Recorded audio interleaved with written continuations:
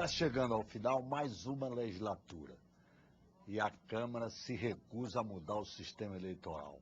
Reforma apontada como indispensável para resolver a crise das nossas instituições políticas. Sem um novo sistema de votação, não é possível adotar o financiamento público de campanha, que seria uma arma apontada como eficaz contra a prática da corrupção na política brasileira. Para debater esse resultado frustrante, convidamos os deputados Bonifácio de Andrada, do PSDB de Minas, e Flávio Dino, do PCdoB do Maranhão. Deputado Bonifácio de Andrada, como é que o senhor vê esse resultado, mais uma vez, frustrante? Quer dizer, toda a tentativa que se fez aqui de mudar o sistema eleitoral fracassou. E isso é desde 46 que se pensa em mudar essas instituições. O Jobim, o Nelson Jobim, até me disse que dessa comissão nomeada pelo Getúlio, para 34 participou o grande publicista gaúcho, o Vitor de Assis Brasil, o homem do Tratado de Pedras Altas. Ele tinha simpatia pela lista, mas acabou sendo vencido pelos companheiros de comissão e teve que colocar o voto proporcional em lista aberta. Realmente o processo eleitoral brasileiro, ele tem passado por vários momentos que revelam uma grande instabilidade no pensamento das elites brasileiras. E quando eu falo elite no sentido intelectual e de vivência política, né? Nós no Império tivemos uma experiência do sistema distrital, que chamava de círculos, com 3 deputados eleitos. Logo a Primeira República, que foi uma fase... Chegou a ter 3 deputados. A Primeira República foi uma fase que eu diria assim, negra do sistema eleitoral, porque era o voto inteiramente pior do que no Império. A bico de pena, dizia, né? Mas oficialmente eram distritos com 5 deputados, de modo geral. Bem, e depois da Revolução de 30, aí entrou-se numa fase de debates e de muitas polêmicas sobre a matéria, até que caímos em 45. Em 45, pouco antes da queda de Vargas, o ministro Agamenon Magalhães foi que introduziu no país o sistema eleitoral substancialmente hoje ainda existente, que é o sistema proporcional com a eleição dos deputados de acordo com a votação dentro dos respectivos partidos, né? E é curioso que naquela época o Agamenon estabeleceu um sistema em que os chamados restos, que hoje são proporcionais, eram para o partido majoritário, porque já estava manobrando, e com muita inteligência, o fortalecimento do PSD contra as oposições, o DN, PR, etc., né, IPTB e outras coisas mais. E esse sistema é que está aqui hoje em pé. Agora, esse sistema me parece que é um sistema que realmente já realizou as suas tarefas institucionais. Porque hoje uma eleição, com esse sistema que a gente chama de sistema uninominal, o eleitor vota no deputado, e o deputado, de acordo com o maior número de votos que tem, que será eleito dentro do seu partido, ele é um sistema que praticamente começa a dificultar demais a democratização da representação. Compromete a representatividade. Compromete a democratização. Quer dizer, o poder econômico tem uma força enorme hoje. Hoje, você imagina o seguinte, um deputado federal em Minas, para ter tranquilidade, precisa ter no mínimo 100 mil votos. Em São Paulo, para ter tranquilidade, é perto de 200 mil votos. É uma fortuna. Uma campanha para conseguir isso número de votos transforma-se, durante 6 meses, numa empresa. Uma empresa. Tem que organizar uma empresa para disputar uma eleição. Não é comprar voto, não. É organizar um esquema todo de publicidade, de propaganda, que não vai. Então, daí a necessidade. E é curioso, depois de muitos anos, eu ouvi por esses dias um artigo do presidente do Senado, Zé Sarney, em que ele fala, no final do artigo, que no entender dele chegou à conclusão que o sistema uninominal é o principal ponto da crise política brasileira. Sem dúvida. É interessante. Deputado Flávio Dino. O deputado Bonifácio já fez esse histórico interessante, pertinente, e eu concordo com o diagnóstico dele, no sentido de que há um exaurimento desse sistema de voto proporcional com lista aberta. No que se refere à lista aberta, eu defendo o sistema proporcional. Acho que num país plural como o nosso, diversificado em todos os sentidos, com muitos matizes culturais, regionais, religiosos, ideológicos, étnicos. O sistema proporcional é o que melhor une a nação, porque permite que os segmentos minoritários possam estar presentes no parlamento. O sistema distrital, como sabemos, é um sistema que forma ou 2 ou 3 partidos, o sistema distrital puro. E isso não seria bom, porque nem mesmo na ditadura foi possível enquadrar toda a sociedade dentro de 2 partidos. Tanto que se criou a sublegenda. A sublegenda exatamente em razão dessa pluralidade íncita à nação brasileira. E por isso que acho que o sistema proporcional é fundamental para unir a nação e legitimar o parlamento. Agora, a lista aberta tem o grave inconveniente de conduzir a uma excessiva fragmentação e, portanto, a uma ingovernabilidade que leva ao chamado presidencialismo de coalizão. Com algumas virtudes, não há dúvida, a negociação permanente, quase parlamentarista, no certo sentido, para a formação de maiorias cotidianas, porém isso tem um custo, como tudo na vida institucional, na vida pessoal também, ao bônus e ao ônus. E esse custo é que hoje me parece excessivo. A fragmentação daí derivada e a transformação em alguns temas de cada parlamentar em um partido. Nós temos nesses dias a votação, por exemplo, da questão dos aposentados. Há no governo e na oposição posições diversificadas e dentro de cada partido, e isso se reflete numa votação praticamente imprevisível, porque determinados temas, sobretudo esses de reforma política, reforma eleitoral, cada parlamentar é um partido. Então, nós temos que discutir o sistema de lista fechada. E cada um tem uma proposta de reforma política. Exatamente. E pretende vê-la concretizada. A primeira entrevista que eu dei a você, Tarcísio, como parlamentar, em 2007, foi sobre reforma política. Nós estamos no final da legislatura, no final do meu primeiro mandato, e voltamos à reforma política. Mas creio que é assim mesmo. Eu acho que não é um momento, é um processo.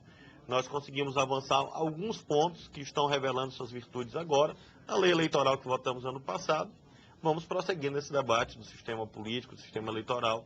Eu creio que devemos caminhar para a lista fechada, com todos os cuidados para evitar as oligarquias partidárias, em nome também do financiamento público de campanha, porque o financiamento público de campanha é necessário.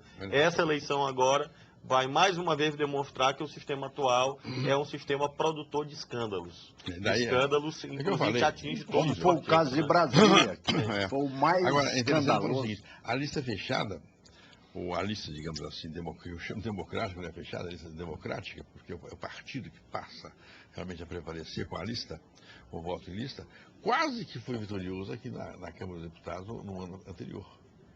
Nós, poucos votos, a lista fechada. Faltaram 22 votos naquela tentativa nossa de introduzir. E agora refizemos o projeto, né? E apresentamos até salvaguardas adicionais, porque há o temor de fato, como nós não temos um sistema de partidos plenamente consolidado, há o temor de que isso se levasse à formação de ditaduras internas aos partidos. Na última versão que nós apresentamos, eu, o deputado Ibsen, o deputado Reves, Zé Eduardo Cardoso, Fernando Coruja, nós apresentamos um texto sobre a coordenação do deputado Ibsen e que tinha salvaguardas, a meu ver, suficientes, já agora em 2009. Mas, mais uma vez, houve a rejeição, há o temor de mudanças em cima dos processos eleitorais, e isso mudar as regras do jogo. Esperamos que em 2011 retomemos os esse partidos debate. Pequenos e médios é que bombardearam, ameaçaram até sair da base de aliança do governo, se fosse votada a proposta que o presidente Lula enviou ao Congresso. Sobretudo os partidos médios, né? Os partidos médios. PP, PR. Do chamado centro, né? Ele tem uma posição contra eles. Não, mas é curioso que partidos como o PSDB, que no meu entender devia ficar com a lista, ficou contra a lista e eu participei de um grupo que fizemos uma dissidência. Votamos a favor da lista. Mas a grande maioria do PSDB ficou contra a lista, o que me espantou muito. Não é? É estranho porque se o PSDB defende, como me parece que defende o sistema distrital puro ou misto, tem algum grupo que defende isso acaba levando... O sistema de lista fechada é mais coerente com a defesa do sistema distrital puro ou misto do que o sistema proporcional de lista aberta. Porque são dois extremos. O sistema proporcional de lista aberta está num extremo E o distrital puro em outro extremo. Ah. E há vários Que matizes enxuga aqui. demasiadamente, né? É. Agora, dê uma explicação. Todo mundo sabe, é notório entre nós, que o voto proporcional em lista aberta não permite a implantação do sistema público de campanha, do sistema público exclusivo de campanha eleitoral. Por quê? Porque seria atribuir a milhares de candidatos, a cada um deles, o papel de ordenador de despesa, que é inviável.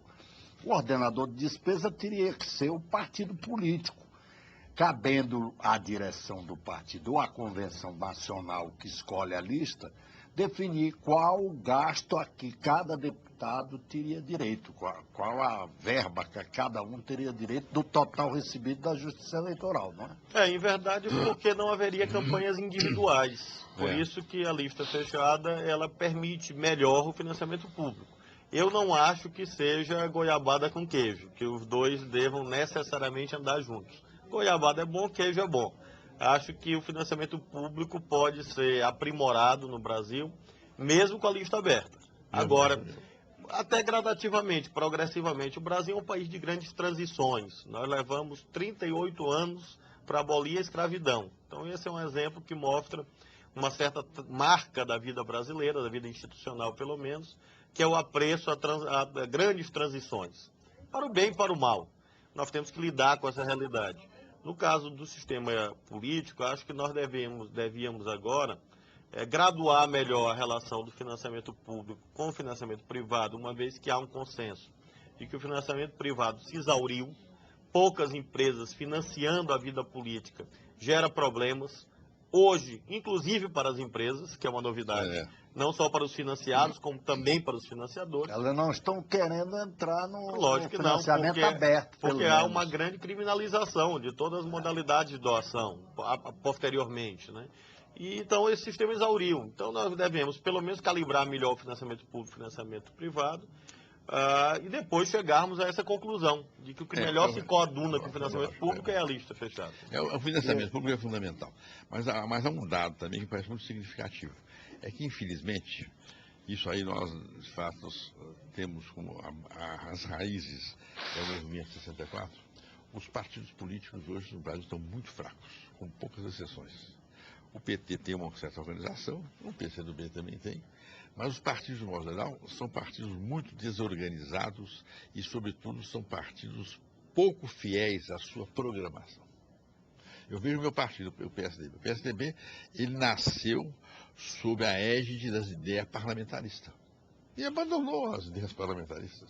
Eu sou um dos poucos dentro do PSDB que defende ainda com energia o parlamentarismo. E o presidente Fernando Henrique Cardoso, que foi um dos defensores do parlamentarismo e fundador do partido, na presidência da República, apesar dos esforços do André Franco Montoro, não deu nenhum passo em favor do regime parlamentarista. Não deu.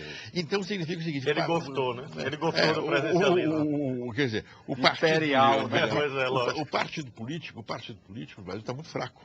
Isso é outra coisa grave, porque isso influi no sistema eleitoral. Terrivelmente, influi no sistema eleitoral. Sem dúvida. Então há necessidade que nós venhamos a ter a lista, porque a lista fortalece o partido.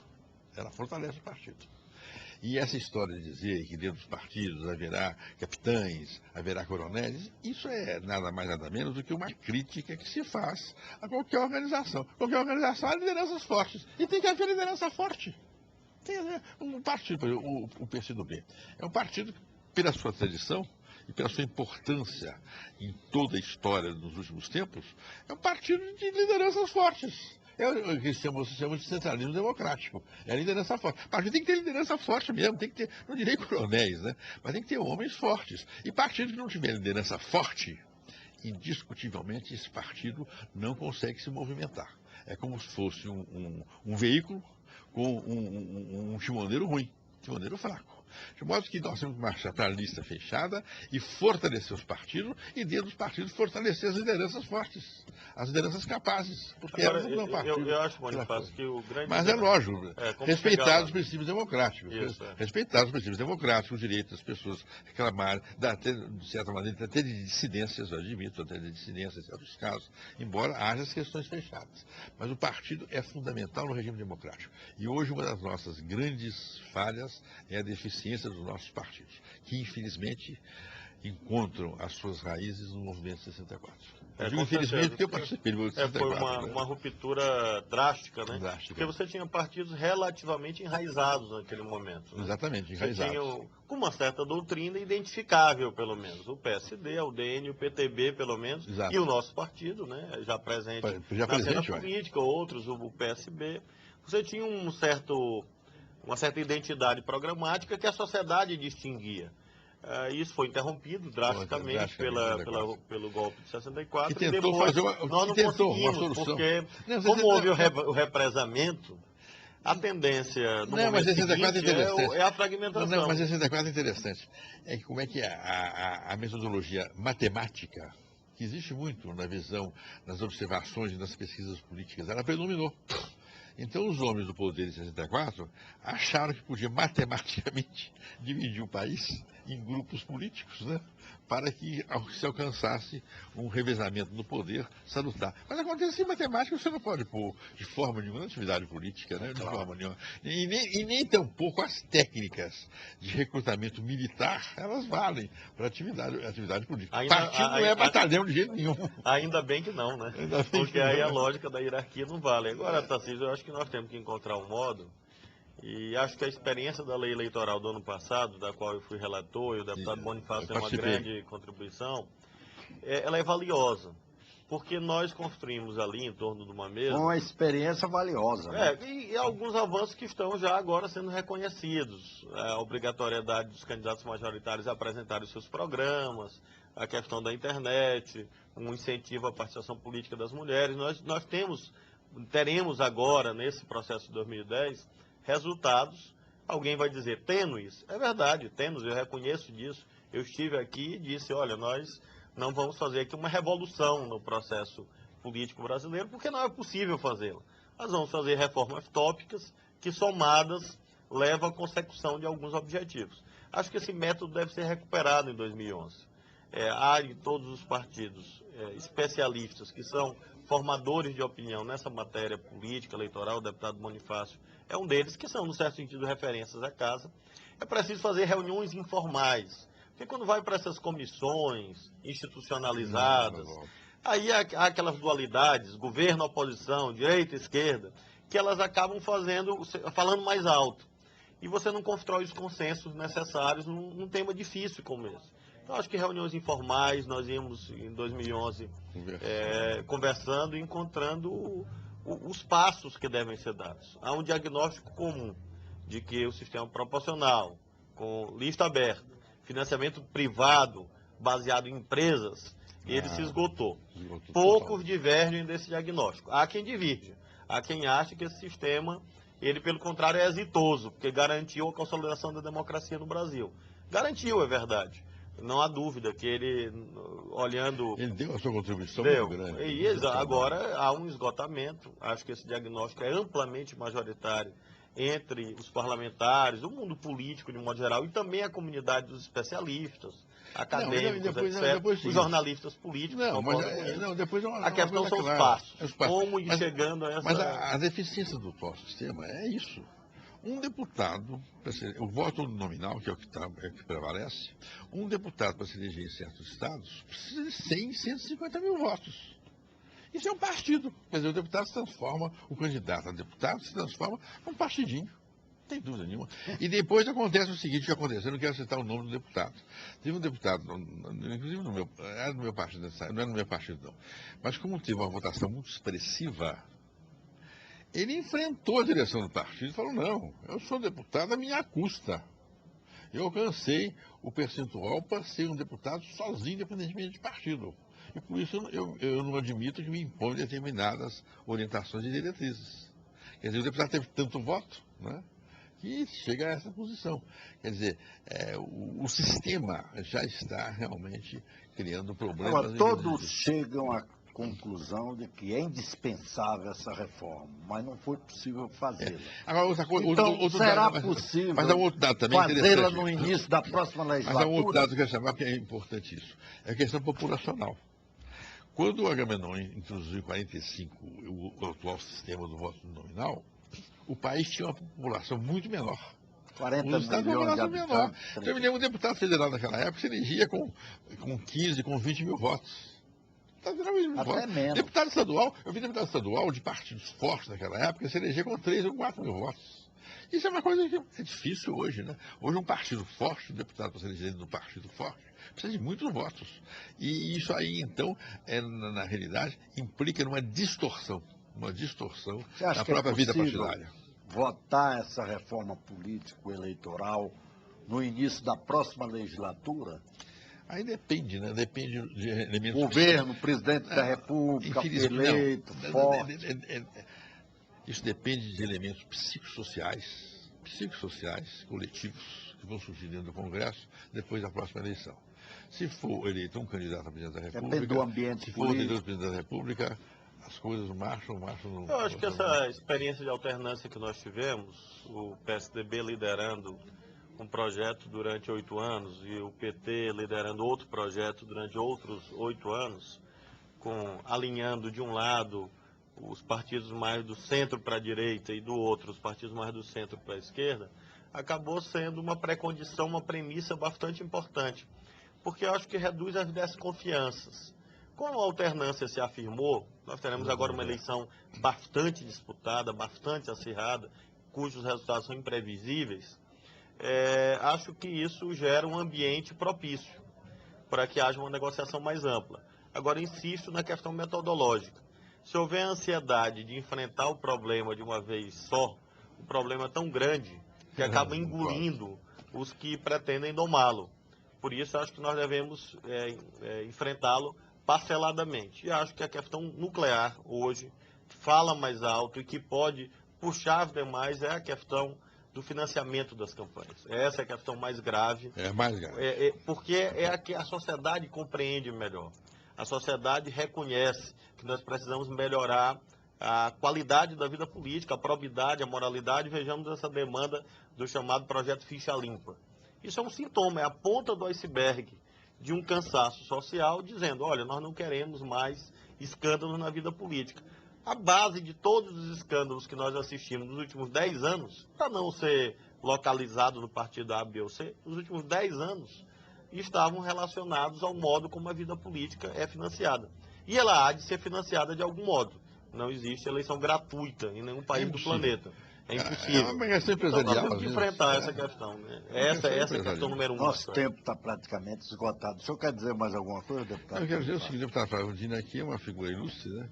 É um deputado que está aparecendo. Uma pena que é candidato a governador e nós vamos perder um deputado importante da casa. Mas vai participar de uma campanha de uma maneira altamente contributiva, né? De modo que é sempre uma liderança que está aí trazendo novas contribuições ao país. Mas o que me parece fundamental é isso, nós temos que pensar muito nesse problema do sistema eleitoral, porque ele é o cerne do regime democrático. Na medida em que nós ficamos deturpados dessa área, a tendência é a democracia perder no Brasil. Muito obrigado, nosso tempo está esgotado. Muito obrigado pela presença dos deputados Bonifácio de Andrada, do PSDB Mineiro, e Flávio Dino, do PCdoB do Maranhão, candidato a governador do Maranhão. Muito obrigado pela audiência e até o próximo Brasil em Debate.